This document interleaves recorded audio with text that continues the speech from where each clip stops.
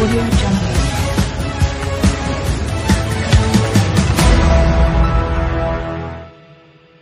Dari sisi sebagai Sesat Agung, saya nak sampai satu pesanan penting sahaja dari sudut pentadbiran parti dan sekarang terkait pemilihan.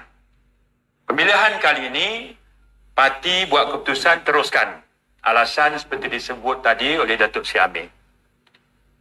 Yang kedua, berbeza cara sebelum ini, kita undi pakai kertas, kemudian kita undi pakai tablet. Kali ini kita ada dua pilihan. Siapa yang daftar adil akan dapat kertas undi melalui telefon. Ya. Kita akan dapat dipanggil OTP, one time password. Dapat nombor tu masuk, kita dapat kertas undi. Bukan sekarang lah, hari mengundi nanti. Hari tu kita duduk di rumah ke, kita hantar anak pergi sekolah ke, kita duduk hospital ke, kita pergi pasar ke, di mana pun kita berada, kita masukkan saja password, kita dapat kertas undi. Kita undilah, tak payah pergi ke Dewan. Apakah itu satu-satu cara? Tidak. Cara yang kedua, JPP akan siapkan tempat mengundi. Ya. Tetap boleh untuk hadir mengundi dan dia akan siapkan tablet, kita pun tekan di situ. Diawasi oleh petugas Jabatan Pilihan Raya. Itu prosesnya, bezanya itu aja. Hari ini kalau kita nak daftar, masuk apps Adil. Ya, itu saja. Ambil gambar kita, ambil gambar IC, ambil gambar kita dan IC. Masukkan, kemudian dia akan bagi verification, pengesahan. Sekarang sedang rancak berjalan, tutupnya bila? 8 hari bulan 4. Tutup. Kecuali Jabatan Pilihan Raya Pusat nak tambah lagi masa, itu terpulang. Buat masa sekarang, 8 bulan 4, tutup daftar adil. Baik. 8 hari bulan 4 juga penamaan calon. Siapa yang jadi calon, wajib daftar adil. Siapa yang nak mengundi, ada dua pilihan. Mengundi pakai handphone atau mengundi di pusat mengundi. Siapa yang nak mengundi. Tapi siapa yang nak jadi calon? AMK ke, wanita ke, cabang ke, MPP ke, apa pun, wajib daftar adil. Wajib daftar. Sebab daripada situ barulah kita boleh isi borang penamaan calon. Dan ada yurannya di situ. Itu saja. Baik.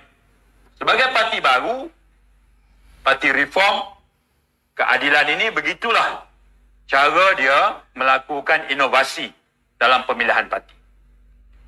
Berapa dah umur keadilan ini? Lagi 3 hari, genap 23 tahun. 23 tahun dah. Lagi 3 hari.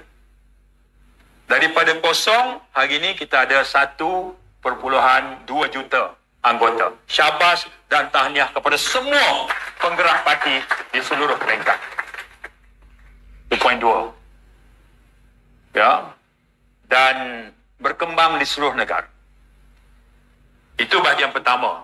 Ucapan saya menzahirkan kebanggaan terhadap wadah politik yang namanya keadilan. Bahagian kedua ucapan saya adalah untuk saya membacakan ucapan khas pada hari ini. Saya jarang berucap mengikut teks.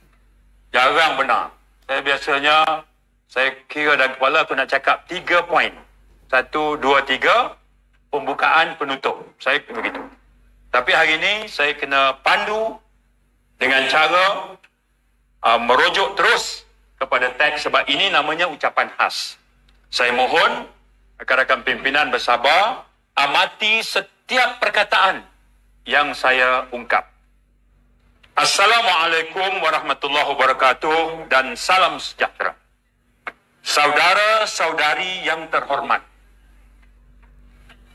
Parti Keadilan ditubuhkan April 1999, ekoran peristiwa kezaliman September 1998 yang ditimpakan ke atas Datuk Seri Anwar Ibrahim. Keadilan, sebuah parti yang terbuka kepada setiap rakyat Malaysia, yang tegak di atas prinsip keadilan untuk semua dan mendukung agenda reformasi. Keadilan juga mengiktiraf perkara-perkara yang telah disepakati dalam Perlembagaan Persekutuan.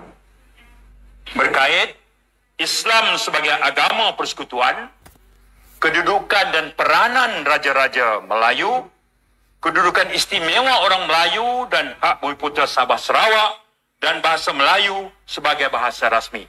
Kita percaya ini adalah ramuan penting untuk menjamin kestabilan politik bernegara. Saya bersyukur kerana ikut terlibat seawal penubuhan parti dan kekal sehingga saat ini. Menyaksikan sendiri bagaimana keadilan berkembang bermula sebuah parti kecil, diterima rakyat pelbagai kaum, bertapak di desa, di bandar, di pedalaman, Sabah, Sarawak, disertai anak muda, orang lama, rakyat biasa, golongan terpelajar. Parti ini membina kematangan dengan menempuh 5 pilihan raya umum. Berpengalaman menjadi kerajaan negeri, buktinya di hadapan kita, Datuk Seri Amir, dan sebelum itu, Datuk Seri Azmin dan juga Tan Sri Khalid. Kita sekarang berpengalaman di Negeri Sembilan, kita menjadi sebahagian watak penting di Pulau Pinang. Jadi kita membina kematangan dengan menempuh 5 pilihan raya umum, kita berpengalaman menjadi kerajaan negeri dan kerajaan persekutuan. Dalam menelusuri jatuh bangun perjuangan keadilan, Presiden yang kita kasihi pernah berpesan dengan sebuah nasihat yang sangat mengesankan.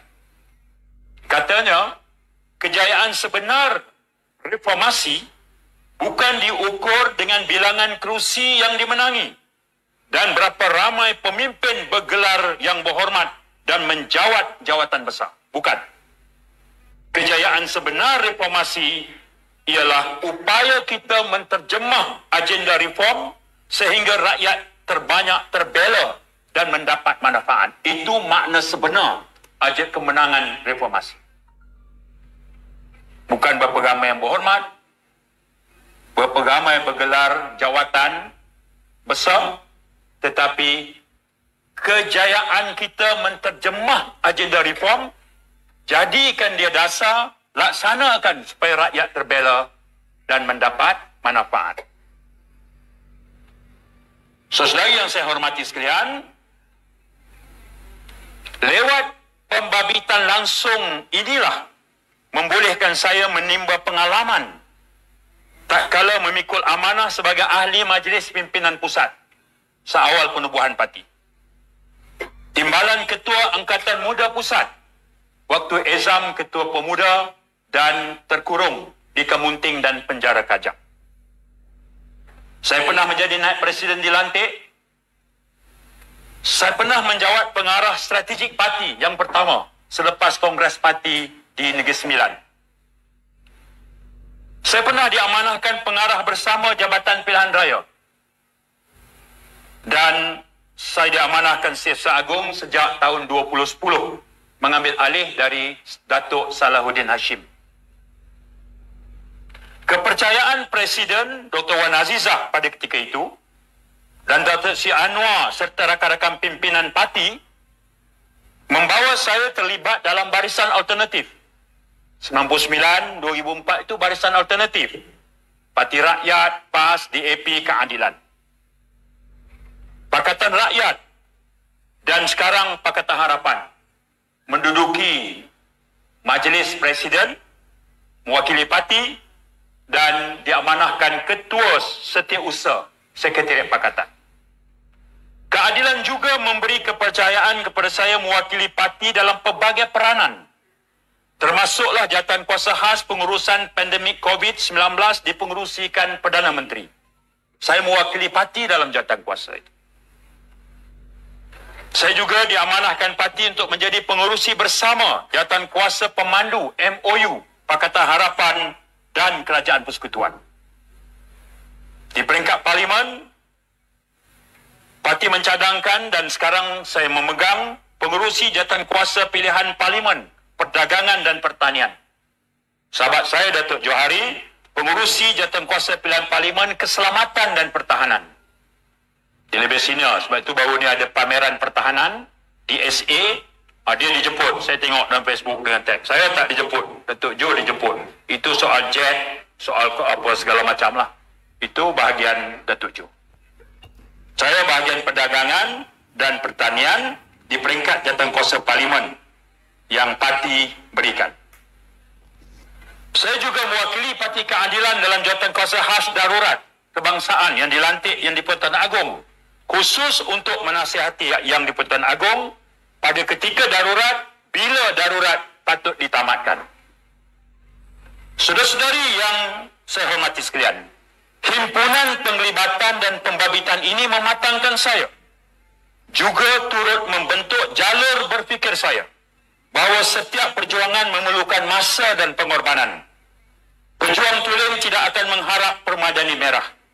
Sebaliknya mendaki dan menuruni lurah, merempuh ribut badai, dibasahi keringat dan air mata.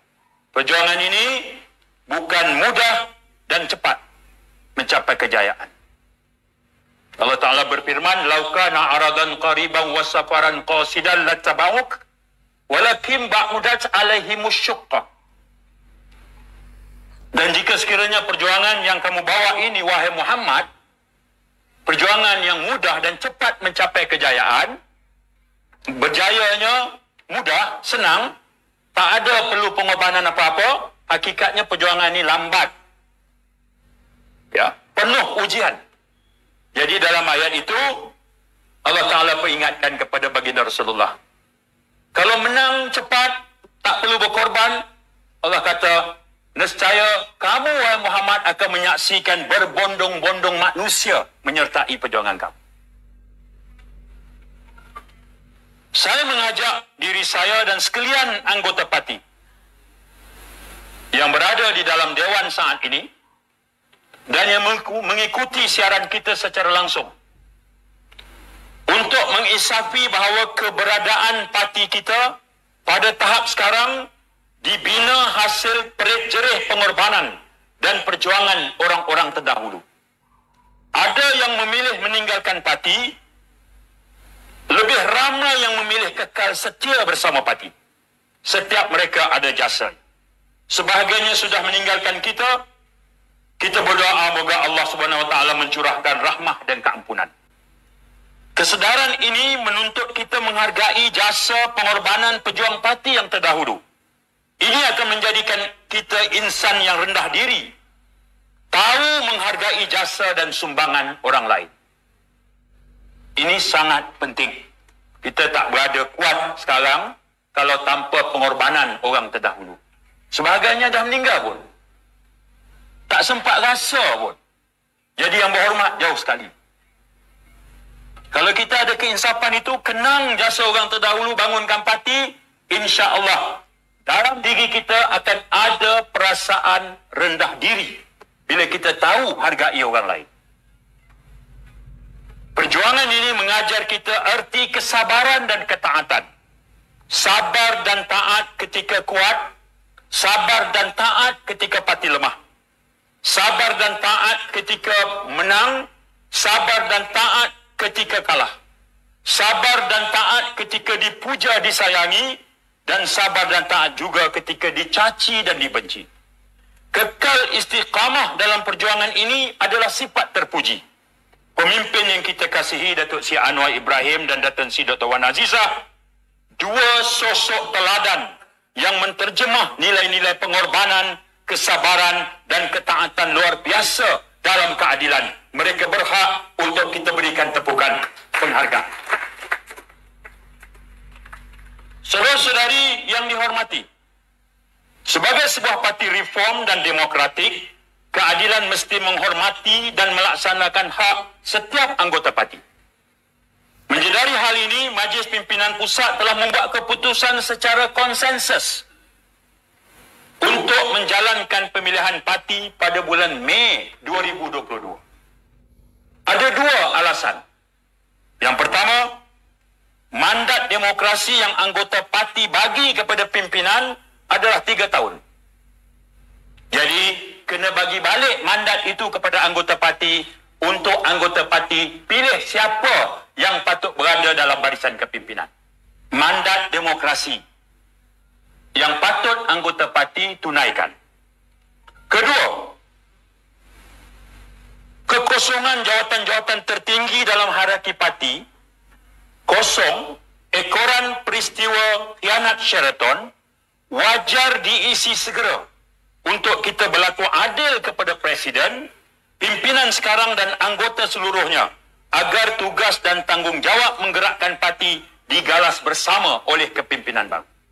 Hari ini Presiden, timbalan kosong, naib banyak yang kosong, kemudian Majlis Pimpinan Pusat.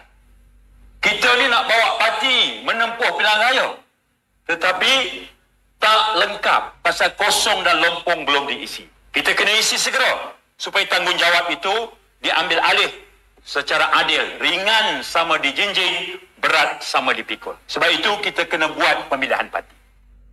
Menjelang pemilihan parti nanti, saya ingin menggariskan harapan berikut. Harapan saya, 20 tahun lebih dalam parti, pegang pelbagai jawatan, mari pula pemilihan ini, saya ada beberapa harapan. Harapan saya yang pertama, pemilihan parti adalah satu proses menghormati hak dan kebebasan memilih dan tidak harus mencarikan perhubungan dan silaturahmi sesama pimpinan dan anggota. Pemilihan tidak boleh mencarikan persahabatan dan silaturahmi kita. Dia mesti dilihat dalam konteks menghormati kebebasan ahli untuk memilih.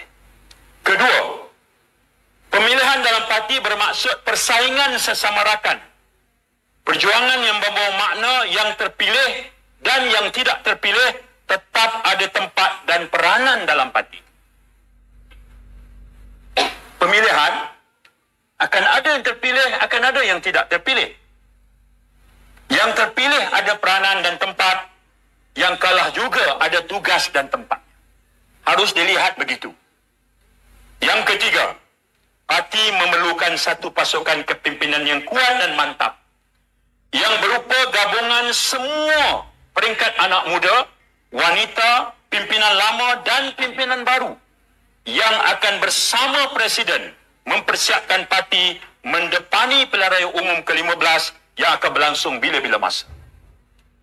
Keempat, pemilihan ini akan menghasilkan kepimpinan baru yang harapan saya boleh bekerja sebagai satu pasukan, saling menghormati, saling mengiktiraf peranan dan sumbangan sesama kita, bebas dari amalan berpuak atau faction, memanfaat kelebihan bersama dan saling membantu kelemahan sesama kita. Itu harapan saya.